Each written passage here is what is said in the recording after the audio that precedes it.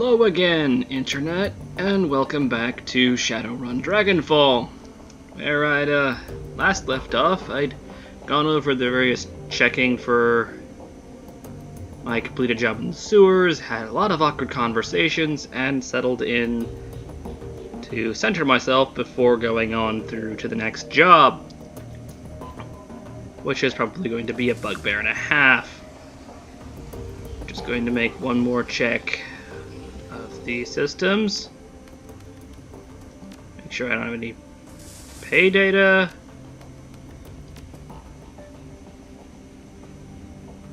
No new messages. Walk away. Okay, let's see if Eiger's got anything to say. As you approach, Eiger turns to face you. Her rifle has been field stripped and is lying in pieces on a sheet of butcher paper. Arranged in a neat row along the edge of the paper are bottles of copper solvent, bore cleaner, and lighter fluid. Our fearless leader returns. What do you need? Any thoughts on the last run? Nothing we haven't already talked about. Are we good now, Eiger? Depends on what you mean when you say good. I won't question your competence again, not in front of the others at least, but I'm not gonna lie, I still have concerns about you, True Neutral. What kind of concerns? Basic ones. I don't want to see history repeat itself. What history are you talking about? I'd rather not go into it, fearless leader. Let's just say that I've had bad luck with underexperienced teammates and leave it at that. So, was there something else that you want to talk to me about? Or can I get back to cleaning my rifle? Tell me about your time with that military unit you were with, that KSK thing. She shakes her head. No, I'm not in the habit of sharing war stories, True Neutral. Not with people who've never served. It doesn't need to be a war story, I just want to know who I am running with. She looks you in the eye for a moment, evaluating. Finally, she shrugs. Alright, True Neutral, you win. I owe everything to my time in the KSK, from my street name on down. So, you tell me what you want to know, and we'll see where this goes. Alright, then, let's start with the top thing you mentioned, your street name. Back when I was in basic training, a fellow recruit made a vulgar joke at my expense. He said I reminded him of the north face of the Eiger, in the Bernese Alps. Huge, beautiful, but dangerous to climb. His tone left little doubt as to what sort of climbing he had in mind. I think he was trying to proposition me, in his clumsy way, poking me in front of the other recruits to try to provoke a reaction. She shrugs. Anyway, he got one. I broke 3 of his ribs, and the name stuck. Served him right if he was being an ass about it. Eiger regards you with a critical eye. You might actually mean that. But then, you may just be trying to get on my good side. Okay, anyone who says a line that stupid to someone like you deserves to get their ass beat, especially in a military outfit. She nods. For once, we're in complete agreement. But there was more to it than that. As soon as that idiot made his joke, it was foregone conclusion that I was getting saddled with the name Eiger. My only choice in the matter was whether it happened under his terms or under mine. If I hadn't broken that twit's ribs, the name Eiger would have meant a difficult sexual conquest to a whole barracks full of recruits. That's what I would have been to him. From that point on, my own accomplishments be damned. Thanks to what I did, my new name meant the troll who doesn't take shit from anyone, instead. That's a name I'm proud to go by, and I've hung on to it ever since. Eiger pauses for a moment, then looks you in the eye. A word of advice to you, True Neutral. If anyone puts you in the position that he put me in, if he demeans you in front of your unit, whatever his intent, the appropriate response is to put that person down. Hard. Out on the field, nothing will kill you faster than losing the respect of your team. Yeah, that's good advice. In the military, or where we are. In the cracks, between the lines, in the shadows. She nods. By the way, True Neutral, I am aware that it's more than a little ironic for me to be telling you this. After Monica's death, if you were the one who was dressing me down in front of Amsel and the rest. Well, anyway, I don't want to dwell on it. I just want to say that I'm sorry for putting you in that position. She straightens, clears her throat. Anyway, you need anything else, or can I get back to prepping for our next run? Tell me about your team, then. She nods. Fair enough. I guess that you've earned it. There were 8 of us. 2 commando squads working together as a single unit. Schmidt and Lange were combat deckers. Wolf was our rigger and combat engineer. Fisher handled demolitions. Braun was a medic. The rest of us, Metzer, Kruger, and myself, were weapons experts. Our mission was extraterritorial, technically illegal, but important enough to justify the risk. We'd been sent across the border into Poland. The Russian mafia had set up a cottage industry and human trafficking along the Oder-Neisse line, and it was our job to disrupt it. Sounds more like a police action than a military operation. Would the GSG usually handle that kind of thing? Typically, yes, but in recent years, the Russian mob has become more and more heavily militarized. The brass decided that they posed enough of a danger to the region to qualify as a terrorist threat, and that brought them under our purview. Anyway, we were a good team, experienced. We went through a lot together, and we chalked up a lot of kills. In our own way, I'd like to think we did some good. So who was in command? Metzger. Best team leader I've had the pleasure of serving under. Her face clouds. He was a hell of a man. But he went down with the rest of the team. Everyone but me. Ugh, what happened? She shakes her head. No, that's a story that I won't be telling. They died. That's all you need to know. Yeah, well, thanks for at least being willing to talk about most of it, Eiger. So, was there something else that you want to talk to me? Or can I get back to cleaning my rifle? No more questions. Thanks, Eiger. She turns back to the disassembled components of her rifle. Sure thing, fearless leader. Good talk. Yeah, it's great. She no longer wants to tear off my face. It's amazing. I'm actually less afraid of her now. Now to talk to Glory. True Neutral. What do you need? Hey, Glory. How are you doing? Holding up okay? Don't worry about me. I'm solid. You sure? You look like you're zoning out. I'll be with you when it counts. Right now it doesn't. I've got a question for you, Glory. Personal kind. I'm not big on sharing, sport. Personal reasons. You understand, I'm sure.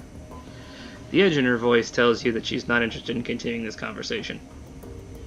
Sure, I get it, but honestly, if I'm gonna get to understand everybody who I'm working with, I need to talk to you people. I just spoke with Eiger. Eiger no longer wants to eat me. Glory lets out a weary sigh. Ask your questions, but do it quickly. I have things to do. You can't have started doing this whole shadow running thing more than 5 years ago. So why the vintage chrome? It was cheap. It gets the job done. She shrugs. End of discussion. Yeah, no. I've known a lot of Street Sams in my time, and I have never met anyone who voluntarily put in cyberware that old. You're right. There's more to it than I'm letting on, but I'm not interested in talking about it. Yeah, okay. And speaking of that not interest, you really are guarded and withdrawn. That's my problem, and none of your concern. If whatever happened to you has messed with your ability to trust me, then yeah, it's sort of turning into my concern because I'm stuck in charge. So come on, Glory, talk to me. Trust is earned, and I don't know you yet. Maybe later we can get to know one another better. We can talk. For now, I'd prefer if you dropped it. Alright. That makes sense. That's all I needed to know. Fine with me. Anything else you need? We'll talk later then. She shrugs. Suit yourself. Okay. Where? Dietrich. Hello. You really came through for me, boss. You ever need anything from me? Anything at all? And you call on me. I'll come running. So how's Alexander doing after, all the fascists and shooting and screaming? He's a good kid, that nephew of mine. Give him some time, and he'll shake Stahl's programming. It might take a while, but he'll adjust to life here in the Kreutz Bazaar. In the meantime, I found a good home for him. Samuel's agreed to take him in. You? Sure, that's a good idea. Sam's employees really don't like humanis. Most of them aren't even fond of people, like human people. He nods. Best thing for the kid will be to learn through immersion. If he stays with Samuel's group, he'll have no choice but to interact with metahumans. Soon enough, he'll learn that they're no different than anyone else. First few days will be rough, no question, but he'll make it through, and come out the other side a better man for it. Yeah, that's fair. Dietrich greets you with his familiar wry smile. True neutral, what's new? So, I have to know, why did you switch from fronting a band to shadowrunning? Honestly, working the stage was getting boring, boss. Spitting and screaming at the world was fine and good when I was a kid, but it just didn't do it for me anymore. The Dragon Slayer wanted me to fight a real enemy, so I left the band behind and I turned to the shadows. He shrugs. I don't know. I guess I figured that'd be the best way to find one. Considering current events, you are not wrong. We're about to be elbow deep in dragon conspiracy. Yeah, I guess not. Feels kind of daunting, truth be told. It's exciting, all the same. I've been looking for a worthy adversary for a while now. It's kind of satisfying having a white whale to chase. How long have you been looking for a real enemy, then? He shrugs. Not too long. Ever since I took down the last one. Wait, the last one? What did you do? Of course, I might be able to sit around feeling pleased with myself if I followed the Creator or the Moon Maiden, but the Dragon Slayer ain't that kind of idol. If I'm not drinking, I'm fighting. And if I'm not doing either of those things, I'm looking for a bigger, better fight to get in next time. Dietrich produces a flask from his jacket and raises it in salute. It's a remarkably simple code to live by. So, It was the last one. Gang boss. Big orcish bastard they called the Wildschwein. He led the local chapter of the Horde. I'd had my sights set on him and his for a while. They hurt a lot of people. And I figured they'd pose a challenge. I wasn't wrong about that, but I took him out in the end. Dietrich, when does this pattern of adversary ever end? Well, boss, the way I figure it, it'll end when I pick a fight I can't win. He smiles sadly. Might be this one, maybe the next. It'll be hard to top a great dragon. But that's the way the Dragon Slayer wants it, and who am I to refuse him? Abruptly, he turns away. That's enough talk for today, boss. Besides, you've got other things to do, I'm sure. Yeah, thanks, Dietrich. Though, 1 minute. I've got nothing more to say, boss. Let's just get this run taken care of. You can hit me up again later if you want to talk. Alright. Let's see if anything's on here. Oh. Oh shit. Got a whole second DVD here. The soft whir of the spinning DVD is punctuated by the occasional rattling sound. Scratched LCD display comes to life and a menu fills the screen. Alright, track 1. The screen goes black for a moment, then Green Winters appears on the screen. The timestamp on the video is 2054-11-11. Alright, as I said in my last recording, I've been having trouble finding true hard facts on Schwinge, so I thought I'd open things up a bit. Let's see what the rumor mill has to say. The screen jumps and Winters reappears in a different location. He is now clutching a mug of soy calf in both hands, and there are bags under his eyes. Well, that was enlightening. Assuming that any of it was true, that is. So, for the past 5 hours, I've been poking around some of the crazier fringe theories related to dragons and the SOX. As a reminder, the SOX is an irradiated wasteland between France and Germany. It got zoned off back in 2008 after the Cattenom EAU reactor meltdown.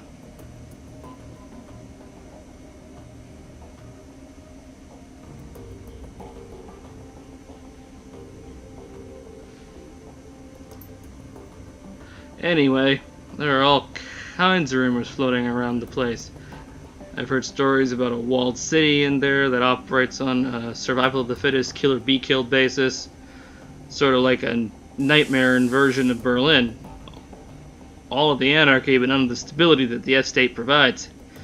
The radiation poisoning, cancer, and mana pollution are just the icing on the cake. So, when Adrian helped the Luftwaffe shoot Verschwinge down, she crashed into the SOX. That much is well known. What isn't as well known are all of the modern day myths that have arisen about her since. And tonight, I've heard an earful. I chatted up a girl who claimed to be a ghost rat. That's a smuggler that operates in the SOX. She told me about a dragon cult called the Disciples of the Gleaming Fire. Apparently, these cultists worship some sort of radioactive ghost dragon. Could be Verschwinge, or it could be nothing. But it's worth thinking into all the same. Another thing that my little ghost rat told me. The popular rumor in the SOX is that Verschwinge's astral form was, I guess you could say, mutated by all that background radiation. Some of the glowpunks out there say that she's trapped, doomed to languish as it. Glowpunks out there that she shed her old body like an old coat. Others say that she's trapped, doomed to languish as an intangible radioactive ghost. I don't know how much credence to give any of this. After all, I don't have any proof that my ghost rat is even a ghost rat.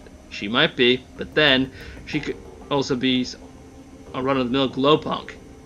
Or maybe she's just yanking my chain and she's never been into ESOX at all. Who knows? Well, it's food for thought anyway. I don't know whether the thought of some radioactive ghost dragon thing is any scarier than a genuine dragon is. But it's interesting all the same. Now the big question is, will any of this get me any closer to finding Adrian?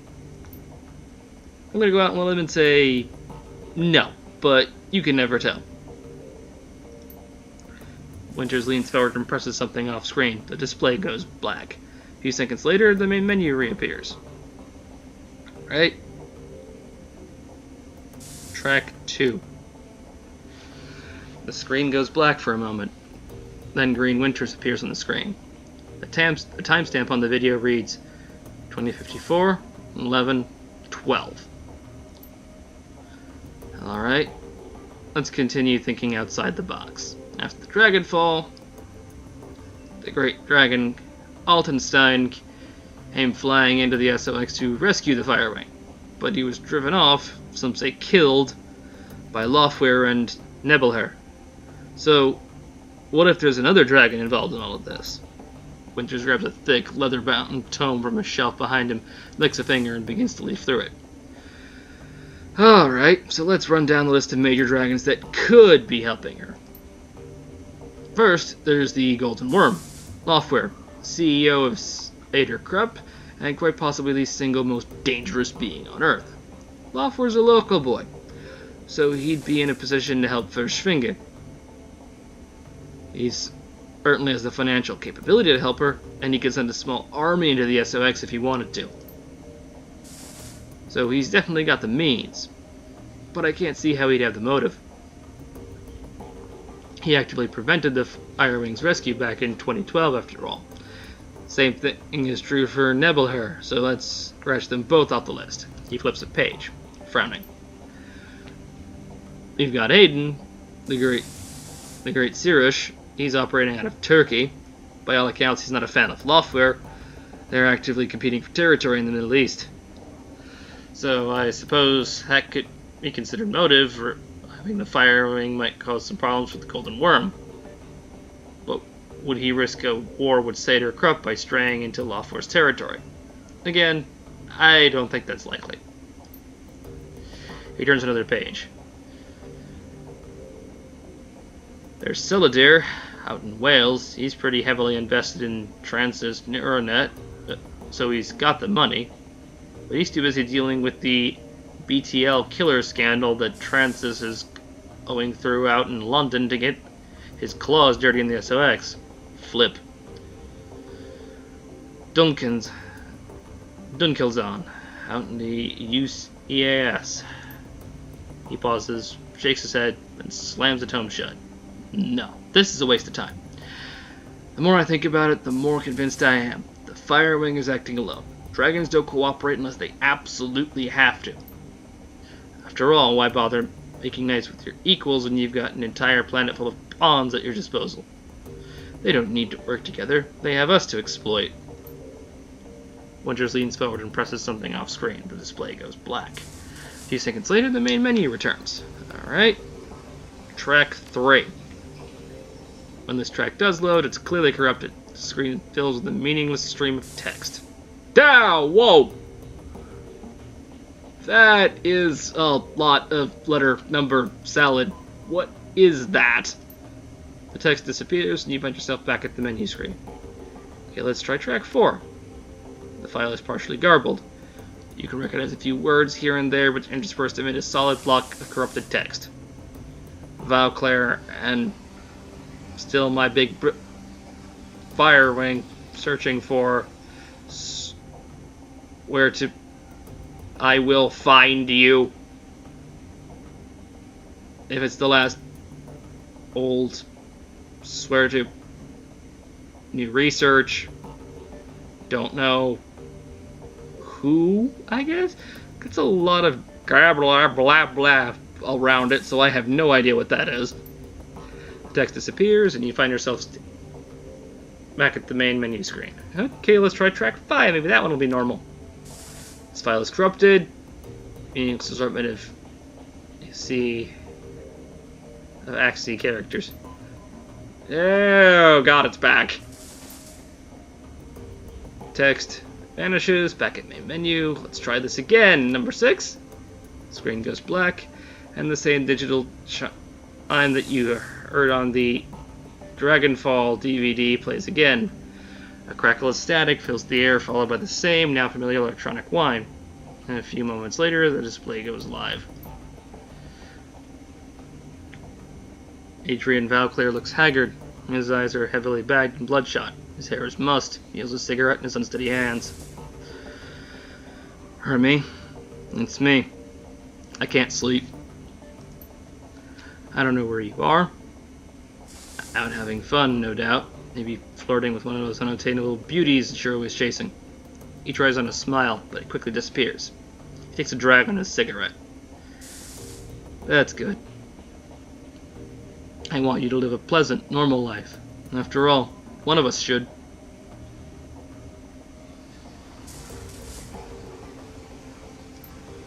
Valclair rubs his eyes. I can still smell the smoke, Hermie. It's almost a year later, and I can still taste the stench of burning corpses. When I sleep, I can hear the sirens and screams. There's no sound in this world as horrible as a burn victim's screams. The doctors would call this PTSD, I'm sure. They'd have me in therapy, maybe dose me up on SSRIs, like they do to our veteran soldiers. He chuckles, then takes another drag. Quite a story for the tabloids. The great dragon slayer, Adrian Valclair, mentally incapable of wrestling with his own demons. He shakes his head. No therapy for me, and certainly no medication. I have a reputation to live up to, however poorly deserved it is, and however little I want it. He pauses, stubs out his cigarette. The dragon is still alive, Hermie. Of that, I am certain. One day, I will find her, and then, perhaps, I'll be able to sleep through the night. The display goes black, and the background whine fades away. A few moments later, you find yourself deposited in the menu. Alright, out goes the DVD then. That was crazy. Alright, gonna shut this off. And... oh, okay. I need to cuddle a dog and think about that, because that was crazy. There's a lot of dragons running around. And Adrian Valclair had PTSD. You look down to see a pair of bright eyes set into a scruffy face that looking back up at you. Dante, Monica's old dog. Looking down to those huge brown eyes, you see intelligence and sadness. On some instinctive level, he must know that his master is gone. Dante lets out a small whine and rubs his head against your leg. He gets scritches. I pet him. Boof! And I'm just gonna sit here, petting the dog, until I can wrench my head back on straight. So, that was another series of very awkward conversations, and if those were entertaining, go ahead and, throw me a comment about them, or throw a like on the video, or maybe even subscribe to the channel. And, until next time, I will see you all around the internet.